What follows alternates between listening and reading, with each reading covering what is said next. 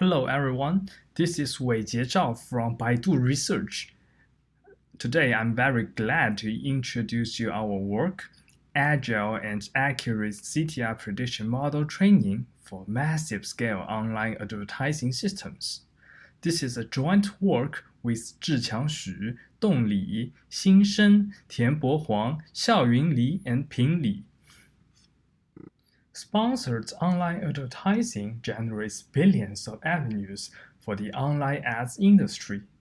When you search for something in a search engine, for example, Xi'an Hotel, you will likely get some ads at the beginning of your search results. The ads publisher will like to display the ads that are relevant to the search keywords, and they wish the user to click on those ads. CTR prediction is one of the most crucial components in an ad system. CTR is an acronym for click-through rate.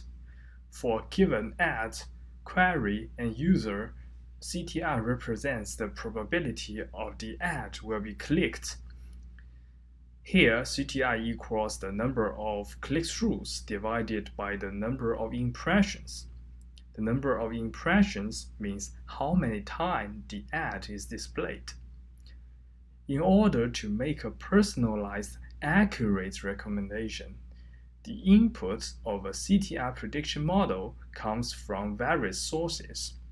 For example, the query features, the ads features, and the user portrait. Many of these features are encoded in a one-hot or multi-hot fashion. With these many sources, the input becomes a high-dimensional sparse vector. The dimensionality of the input can be as large as 10 to the 11, while it is very sparse with only hundreds of non-zeros. The sparse vector goes to a neural network to predict CTR. Here we show a visual illustration of CTR models. The extremely sparse vector first goes to an embedding layer. The embedding layer will generate a low-dimensional embedding, which is a dense representation around hundreds of dimensions. With the low-dimensional embedding, we can employ common neural network components such as fully connected layers into our model. Since we have super high dimensional sparse input, the embedding layer requires us to have a massive number of parameters. In our model, the embedding layer has around 10 terabytes parameters. For the following fully connected layers in the model, the parameters take less than 1 gigabyte space. To train such a large model with more than 10 terabyte parameters, we commonly use the distributed parameter server. The parameters of the model are partitioned and distributed into the CPU main memory across the computing cluster. For each worker, it takes a shard of training data, pull the required parameters from the distributed parameter server, and push the updated gradients back to the parameter server. To efficiently train the 10 terabyte model parameters, it commonly requires us to use hundreds of computing nodes. The problem comes when we are talking about a computing cluster with hundreds of nodes. We will have a high hardware maintenance cost, and some nodes in the large cluster may fail. Then we have to take care of the failure recovery. In addition, the training requires rapid communications to pull and push parameters. It introduces a high communication and synchronization cost. One common question can be raised: do we really need such a high-dimensional input vector? It creates all the problems. Can we simply do some dimension reduction tricks to get rid of it? Actually, we tried a hashing technique called one permutation plus one sign random projection to reduce the input dimensions. For image search ads, that is typically a small source of revenue. The baseline logistic regression and DNN solution have 31 billion parameters. The logistic regression has 0.71 test AUC, while DNN can achieve 0.74.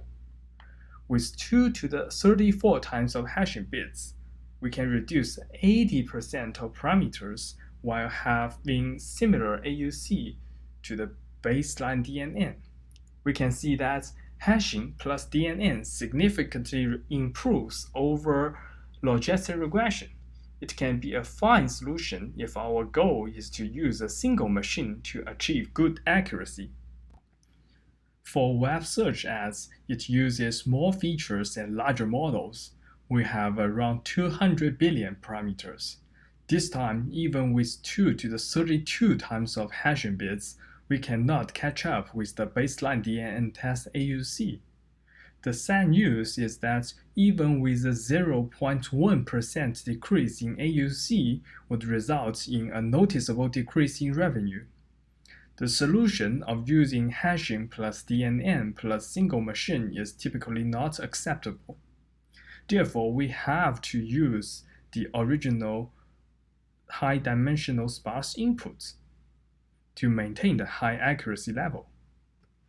The other solution to avoid the large cluster is to use GPU to accelerate the training.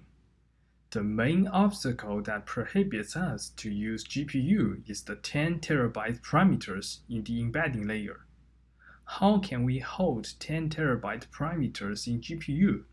Because typically, the off-the-shelf GPUs have only at most 40 gigabytes GPU memory. Although the dimensionality of the input is very high, remember that our sparse input only has a few hundreds of non-zeros. That gives us a chance. It means that only a small subset of parameters in the embedding layer is used and updated in a batch. That means the working parameters can be held in GPU high bandwidth memory. We can use GPUs to train the massive scale model. Here is our GPU computing node architecture.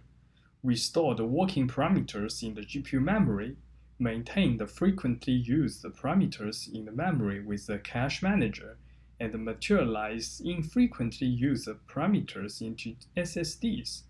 The parameters are stored in a hierarchical fashion according to their usage frequency. We propose a stochastic quantization technique to further improve the training efficiency. We would like to quantize the parameters in the embedding layer to a range within negative W to W. We divide the range into 2 to the B bins of equal length delta. Here B is the number of bits. For the baseline fixed quantization QF, the parameter x over delta is just rounded to the nearest integer. Our stochastic quantization rounds the parameter based on a random number. Here rand generates a random number between 0 and 1. For example, when x equals 1.8 and delta is 1, the fixed quantization rounds 1.8 to its nearest integer, 2. Our stochastic quantization rounds x to 2 with 80% probability and rounds it to 1 with 20% probability. Unlike the potential error incurred from the fixed quantization, the stochastic quantization guarantees the expectation value after the quantization stays unchanged. If we quantize 32-bit float to 16-bit int, we save half of the space usage. Consider we have 10 terabyte parameters. That is 5 terabytes save. It is quite significant. Also, with less memory footprint, it gives us a chance to double the embedding size for potentially more accurate predictions. In our experiments, the computing node we use has 8 cutting-edge GPUs, server-grade CPUs, around 1 terabyte memory, and around 20 terabyte RAID 0 NVMe SSDs. Here we show the prediction performance when we use 4, 8, 12, and 16 bits to quantize the embedding layer parameters. As we can see, the AUC of the fixed quantization drops a lot for most cases, while our stochastic quantization has an almost identical performance with the baseline full precision solution in 12 and 16 bits cases. For 16 bits quantization, we saved half of the space without sacrificing any accuracy. Here we try to vary the quantization range W to check the performance difference. The figure on the left shows that 10 to the minus 2 is the worst performing range because it cannot cover most of the embedding parameters. The performance is increasing with W close to 1 by the greater coverage. The performance is decreasing when W is larger than 1, mainly because of the coarse quantization window size. The optimal performance is attained when W is 1. When we vary the quantization bits, we can clearly see that our stochastic quantization has a very close AUC to the full precision case. The fixed quantization is not that good.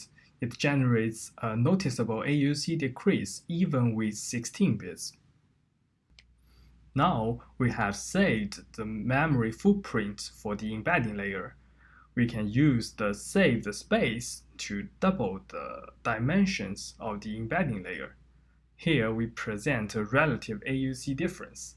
This can bring us around 0.16% AUC increase, which means a significant increase in revenue. Finally, let's conclude this talk. In this talk, we present Baidu's recent efforts in building a GPU-based single-node system combined with quantization techniques for model compression. Our experiments show that quantization using stochastic rounding noticeably outperforms fixed rounding. Our work also reveals that, in contrast to many academic studies on 1-bit or 2-bit quantization-based learning systems, industrial-scale production systems may need substantially more bits, for example, 16 bits in our system. This quantization step enables us to double the dimensionality of the embedding layer without increasing the storage. We have deployed this system in production and observed a substantial increase in the prediction accuracy and the revenue.